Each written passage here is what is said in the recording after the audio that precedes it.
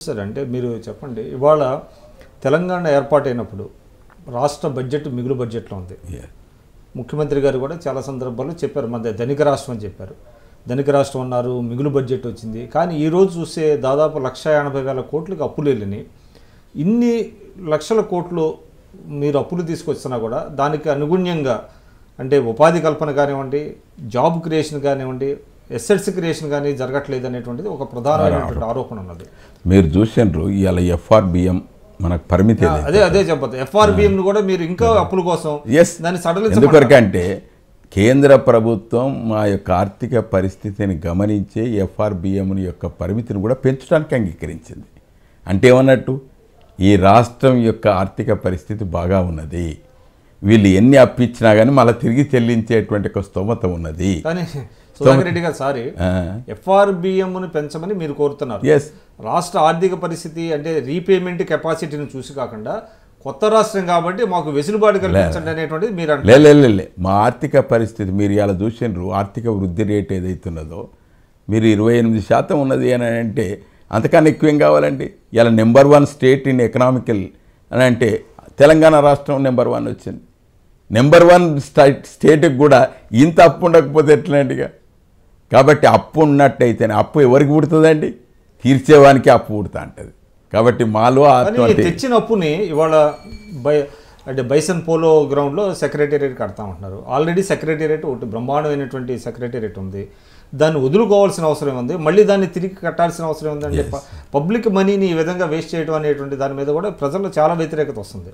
మీరు చూసినరో లేదో కేసీఆర్ గారు మాత్రం చాలా పొదుపరి, ఆయన అసలు దుబారా ఖర్చు పెట్టేటువంటిది ఉండదు.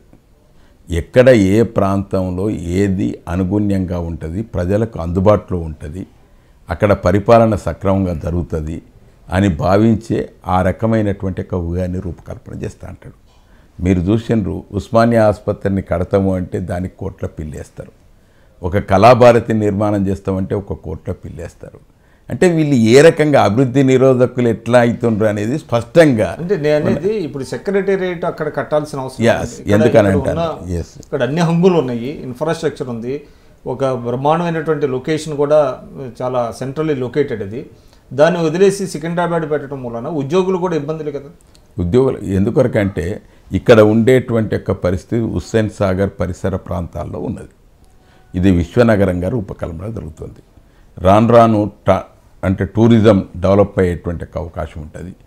ఇటువైపు చూస్తే ఐమాక్స్ థియేటర్స్ ఉన్నాయి, ఇటువైపు ఇంకా అంబేద్కర్ స్టాచ్యూ వచ్చేటువంటి అవకాశం ఉంటుంది. అంటే ఇటంతా కూడా టూరిజంగా డెవలప్ అయ్యేటువంటి ఒక ప్రాంతం ఇదంతా కూడా. అందుకొరకు ఇదంతా కూడా టూరిజానికి కేటాయించేసి సచివాలయాన్ని ఇంకో దగ్గర నిర్మాణం చేసినట్టయితే మనకి ఇప్పటి పరిస్థితులకు అనుగుణ్యంగా ఉండేటువంటి రీతిగా సచివాలయం నిర్మించడానికి అవకాశం ఉంటుంది. ఆ రీతిగా ఆలోచన చేస్తుండదు. అయినా దుబారాగా వీటిని కూలగొట్టి అక్కడ నిర్మాణం చేస్తామనేటువంటి ఒక మాట ఎప్పుడైనా కేసీఆర్ చేయడు. 1 పైసను కూడా ఖర్చు పెట్టాలంటే పలు పర్యాయాలు ఆలోచన చేసిన తర్వాతనే చేస్తాడు. అంటే దుబారా లేదంటారా? నేచురల్గా అవినీతికి ఆస్కారం లేదు, ఆశ్రిత పక్షపాతం మచ్చుకు కనబడతలేదు, బంధు ప్రీతిని ఆమె దూరంలో పెట్టేటట్టుగా ఇవాళ పరిపాలన జరుగుతుంది. ఇవాళ మీరు సచివాలయం చూడండి, గతంలో మేము చూసినాం, నేనైతే 30 ఏళ్ళు చూసిన సచివాలయం సంగతి ఏమిటో. 30 ఏళ్లలో రోజు పైరవికారులతోటి నిండుగా ఉండేటువంటి సచివాలయం. ఇప్పుడు ఎవ్వరు కూడా ఒక సిస్టమ్ ఎవాల్వ్ అయిన తర్వాత ఆ సిస్టమ్ ద్వారానే కొనసాగుతనేటువంటి ఒక నమ్మకం ప్రజల్లో వచ్చేసింది.